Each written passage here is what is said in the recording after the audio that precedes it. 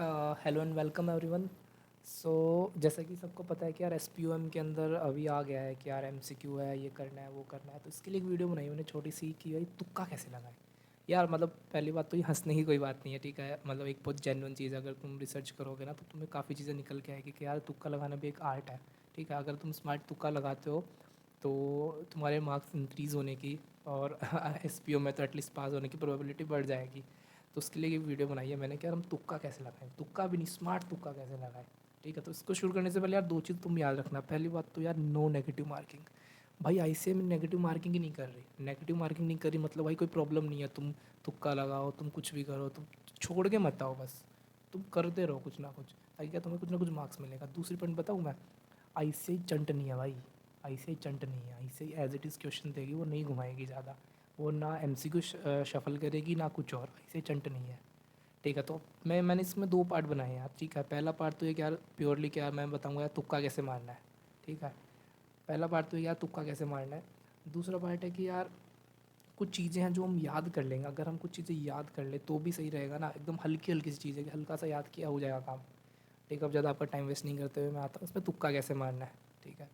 तो यार तुक्का मारने की मैंने चार चार चीज़ बनाई है मैंने, एक दो तीन चार। पहली चीज़ है कि ट्रिक ऑफ एलिमिनेशन, कि भाई हमको गलत आंसर एलिमिनेट करना है। अगर हमने गलत आंसर एलिमिनेट कर लिया तो सही वाला अपने आप निकल के आ जाएगा, ठीक है। इसमें तीन सेक्शन हो गए। एक तो यार अगर रॉन्ग चॉइस, जो भी आपको ऑप्शन मिला उसमें से आपको पता लग गया कि भाई ये तो चॉइस हो ही नहीं सकती, तो मतलब हो ही नहीं सकती इन द सेंस ये तो रॉन्ग चॉइस है, ठीक है। अगर रॉन्ग चॉइस है, अगर ए बी सी डी, तुम्हारे पास चार ऑप्शन आ गए, एक दो तीन चार, तुम्हें पता है कि चौथा तो यार हो ही नहीं सकता, तो तुम्हें पता चल गया ना चार तो होंगे नहीं, तो इस तीन में से तुमको गैस करना पड़ेगा, तो ये तुम्हारे लिए थोड़ा सा बेनिफिशियल हो जाएगा। दूसरा आता है तुम्हारे पास अनरीजनेबल। मैं पता है इसके बाद में है ना, ये होने के बाद मैंने इसके थोड़े से तुम्हारे लिए एग्जांपल्स भी रखे हैं सेट करके, तो वो डिस्कस करोगे ना तो तुमको ज़्यादा क्लैरिटी आएगी कि यार ये कैसे काम करती है ये ट्रिक, क्योंकि मैंने इस पर काफ़ी रिसर्च करी थी 2 दिन से। क्या एसपीएम पढ़ने से ज़्यादा तो मैं इसमें पढ़ रहा था, ठीक है। तो अनरीजनेबल कि यार अनरीजनेबल ऑप्शन जो होगा ना उसको हटाना है हमको, कि यार ये तो अनरीजनेबल, ये तो हो ही नहीं सकता, तो तुम्हारा आंसर बेटर हो जाएगा। चलो मैं इसकी तो ट्रिक तुम्हें अभी दिखा देता हूँ अनरीजनेबल वाले की। तो जैसे ये क्वेश्चन है, ठीक है। ये क्वेश्चन बोलते हैं कि यार एक एक्सलिमेटिक एक अनलिस्टेड कंपनी है, उसने इसको किया, ये किया, वो किया।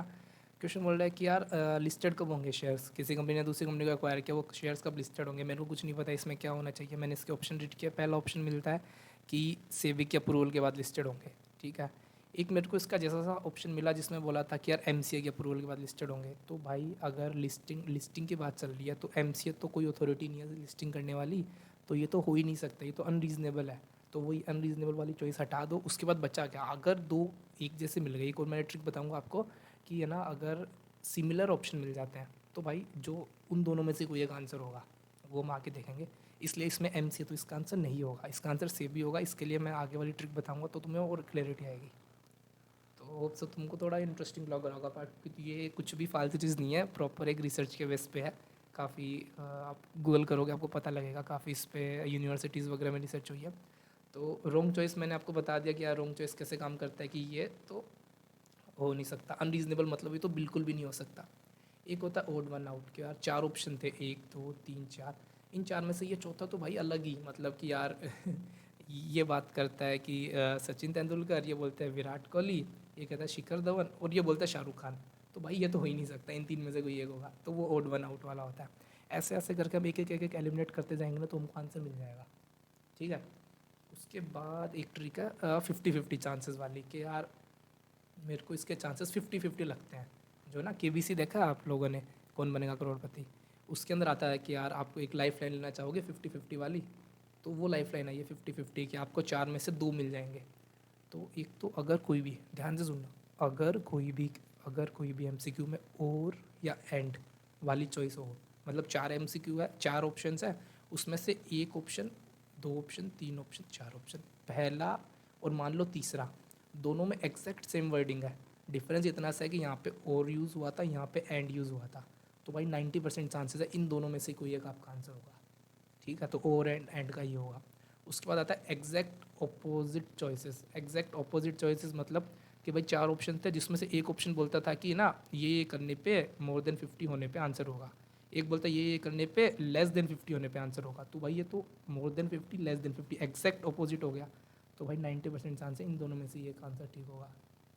एक होता है टू सिमिलर चॉइसेस, कि भाई 4 ऑप्शंस थे, पहला ऑप्शन बोलता है कि भाई ये करने पे ये आंसर होगा, दूसरा बोलता है सेम यही वर्डिंग, ये करने पे ये आंसर होगा प्लस इनको ये भी करना पड़ेगा, एकदम सिमिलर है, थोड़ा सा बस एक्स्ट्रा लगाया, तो भाई 90% चांस है इन दोनों में से कोई एक आंसर होगा, और वो भी ये होने के चांसेस ज़्यादा है। उसके बाद एक सेवियर क्या बचाएगा कौन हमको, तो भाई जहाँ कहीं भी आपको दिख जाए ऑल ऑफ द अबव, भाई यही है, पैर पकड़ लो इसके। जहाँ कहीं भी आपको दिख जाए बोथ ए एंड बी, भाई यही हो सकता है, बहुत ज़्यादा चांसेस है कि ये हो सकता है। एक यार अपनी गट फीलिंग पे विश्वास रखो, तुमको लग रहा है कि यार नहीं यार ये होना चाहिए, भाई मतलब ज़्यादा मत सोचो, एक बार पहली बार में जो दिल से आ जाए ना कि ये होना चाहिए, भाई यही होगा। एक मैं ब्रह्मास्त्र बताता हूँ तुमको, भाई आंख बंद करके टिक कर देना, अभी मैं लिख देता हूँ तुमको ब्रह्मास्त्र है। कुछ भी आए सेलेक्ट नहीं हुआ, कुछ भी आए, तुम कंफ्यूज हो, तुमको कुछ भी समझ नहीं आ रहा, कोई भी ट्रिक काम नहीं कर रही, ना तुम्हें 50-50 लग रहा ना कुछ और, भाई बी को टिक कर दो आंखें बंद करके, बी, आंखें बंद करके बी को टिक कर दो, भाई यही होगा। मैं लिख के मतलब ऐसे तो कैसे लिख के दूँ, मतलब यही होगा भाई, ठीक है, बस यही होगा। अब मैं ज़्यादा इसमें नहीं घुसूँगा कि क्यों होगा कैसे होगा, यही होगा, ठीक है। उसके बाद ये थोड़ी पार्ट भी है, पार्ट भी बाद में देखेंगे, पार्ट भी देखने से पहले हम इसके प्रैक्टिकल देख लेते हैं कि यार सही में ये इफ़ेक्ट करते हैं या नहीं करते। तो इसके लिए ये मैं MCQ देखता हूँ। एक MCQ आया कि इसमें एक वुमन डायरेक्टर होनी चाहिए, ये कहानी लिख दी इसने, ए में कुछ ऑप्शन लिखा, बी में लिखा, सी में लिखा, डी में लिख दिया ऑल ऑफ द, भाई यही होगा ऑल ऑफ द अबव। लेकिन भाई तुमको पहले इसको अच्छे से रीड करना है, अपना दिमाग यूज़ करना है, अपना दिमाग अगर नहीं चले, दिमाग बंद हो जाए, तुम्हें पता लगे कि भाई मैं ब्लैंक हूँ, मुझे कुछ नहीं आता, तो ये ट्रिक यूज़ करना, पहले अपना माइंड फर्स्ट। उसके बाद दूसरा ऑप्शन ये देखोगे आप, तो इसमें कुछ ऐसा ऑप्शन आया कि भाई उसके पास 2% वोटिंग शेयर है, वो इंडिपेंडेंट डायरेक्टर बन सकता है, नहीं बन सकता, 4 ऑप्शन थे। पहला ऑप्शन था नहीं, वो नहीं बन सकता क्योंकि इसके रिलेटिव लेस देन 2% शेयर करते हैं, इसलिए। इसमें लिखा यस वो बन सकता है क्योंकि मोर देन 2% की लिमिट है, तो भाई एग्जैक्ट ऑपोजिट आंसर आएंगे ना, एग्जैक्ट ऑपोजिट, तो इन दोनों में से कोई एक होगा, तो ये यहाँ पे तुम्हारा यूज़फुल हो जाएगा, लेकिन इसका आंसर ए है कि भाई नॉट लेस देन 2% है।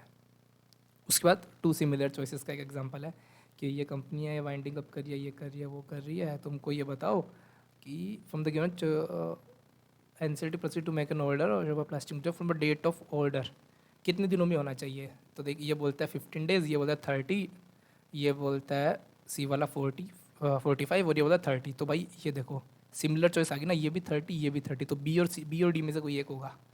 तो एक तो तुम डायरेक्ट वो मिल गया तुमको 50-50 के, बी और डी में से कोई एक होगा, अब तुम्हें आगे अपना दिमाग लगाना है, दिमाग नहीं लगे तो भाई बी को टिक कर दो आंखें बंद करके, और बी ठीक हुआ इसका आंसर। फिर आगे क्या, रॉन्ग चॉइस को एलिमिनेट करना है, तो वो MCA वाला क्वेश्चन, ठीक है। तो इसमें पहले हमने ये देखा कि यार आंसर में क्या होगा, तो हमने देखा कि MCA तो हो नहीं सकता, सेबी और MCA। उसके बाद हमने बोला कि अगर दो सिमिलर आंसर हो तो उन दोनों में से कोई एक होगा, तो ये जैसे दोनों सिमिलर है, एक में MCA की अप्रूवल मांगी, एक ने सेबी की अप्रूवल मांगी, तो इन दोनों में से कोई एक होना चाहिए, और MCA तो हो ही नहीं सकता क्योंकि अनरीजनेबल है, तो इसका आंसर सेबी होगा। ये देखो तुम, इसमें बोला कि यार बोर्ड ऑफ डायरेक्टर है, उसमें नॉन एग्जीक्यूटिव डायरेक्टर की कितनी होनी चाहिए, तो मैंने बोला था ऑड वन आउट, तो इसमें ऑड वन आउट हो रहा है कि इन तीनों ऑप्शन में 50-50-50 है, इसमें 75, तो भाई 75 तो हो ही नहीं सकता, इन तीनों में से कोई एक होगा। अब तुम ध्यान से अपना दिमाग लगाओगे तो भाई नॉट लेस देन 50 और नॉट मोर देन 50, दोनों का मतलब तो यही होता है ना कि भाई लेस देन 50 हुआ, तो इसका आंसर होगा सी।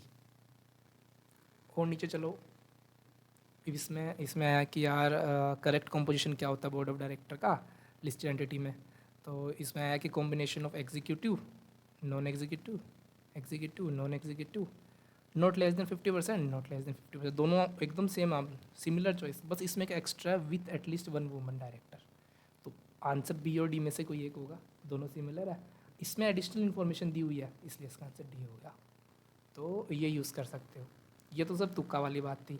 अभी एक तुक्का का एक थोड़ा सा कर्क्स बोल सकते हैं इसको कि यार इतना सा तो याद कर ही सकते हैं, ठीक है, क्योंकि कुछ चीज़ों में तुक्के नहीं लगते, कुछ चीज़ें थोड़ा दिमाग में भी चलनी चाहिए। तो यार एक तो थे डेज़ वाले क्वेश्चंस कि भाई कितने दिनों में करना है, कुछ भी हो भाई, मतलब ये नहीं बता रहा मैं कि किस में क्या, भाई कुछ भी हो, अगर ऑप्शन में डेज़ लिखे हो ना 30, 40, 50, 60, भाई नॉर्मल कोई भी क्वेश्चन होगा 30 डेज़, बस कहानी ख़त्म। अपील में गया 45 days, high court supreme court में गया 60 डेज़ और क्वेश्चन ऑफ लॉ होना चाहिए, ठीक है। पेनल्टी की बारी आई। पेनल्टी में ऐसा होता है भाई, कंपनी होती है, कंपनी पे लगती है बड़ी पेनल्टी, ऑफिसर पे लगती है छोटी पेनल्टी, सेबी के ऊपर लगती है बहुत बड़ी पेनल्टी। जब सेबी का केस आता है तो सेबी की पेनल्टी याद रख लो, 2 ही पेनल्टी है। बहुत सारी जगह आती है कि ये किया, तो भाई नॉर्मल वही है, 1 लाख की पेनल्टी होती है plus 1 lakh per day extra penalty, जो मैक्सिमम 1 करोड़ तक जा सकती है। और इनसाइडर ट्रेडिंग की तो 10 लाख की पेनल्टी होती है, जो मैक्सिमम कितनी हो सकती है, 25 करोड़ और 3 times of profit whichever is higher. तो इसमें कभी लोअर कर देते हैं, हायर वाला होता है, ठीक है। एक्सटेंशन की बात करें, अगर एसएससी एक्सटेंशन मांग रहा है तो उसको जो ओरिजिनल डेज थे उसमें कुछ दिनों की एक्सटेंशन मिल जाती है।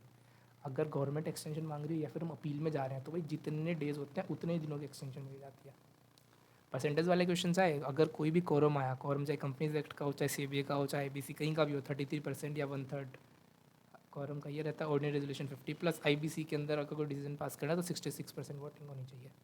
बस इतना सा याद कर लो, तुक्का वाला हो जाएगा आपका, ठीक है। और वीडियो देखने के बाद, एग्ज़ाम देने के बाद कमेंट करके बताना कि ये फ़ायदेमंद थी या नहीं, ठीक है। So all the best guys.